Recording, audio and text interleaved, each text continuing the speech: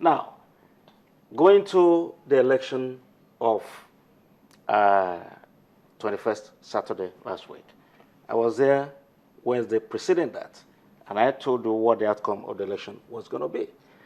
I said Kayode Fayemi will not win his local government because I was running in that local government for Fayoshe, holding forth there.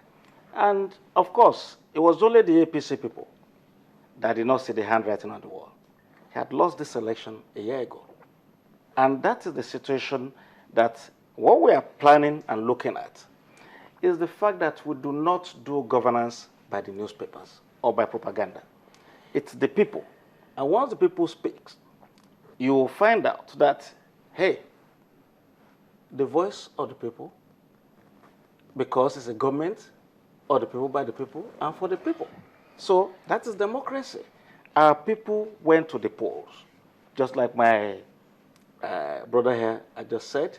The percentage of voters in that election is unprecedented, as attested to by INEC.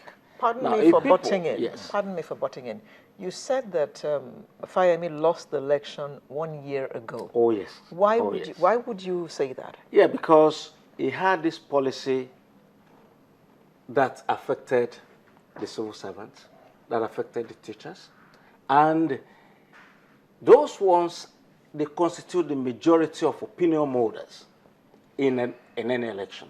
Okay. And of course, we looked at that.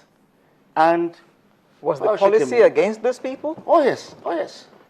First of all, he said the principals of the schools should take some tests, and they removed some of them. So the other teachers... Is that a bad thing? Exactly. Is that a bad thing? No. What would in a state where education is important, for a governor to want... Sorry, if I may finish the question. Yes. For a governor to want to see to it that only the best principals and the best teachers teach in a state where education is extremely critical. On the agenda. Now, let me put it to you this way.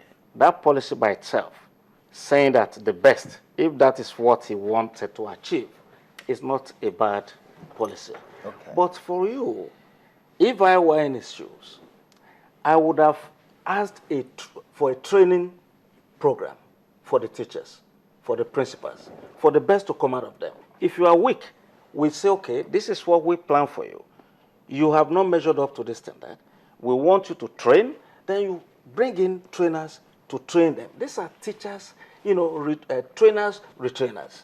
Now, if you do that, people will not feel threatened that their job would actually be on the line. But because if you have a person who is absolutely in the wrong place at the wrong time, who probably will never make the mark to be a principal, but they've been there for years, so they've been promoted, and they just don't match. It's a round peg in a square hole. Now, Senator, why would they not match?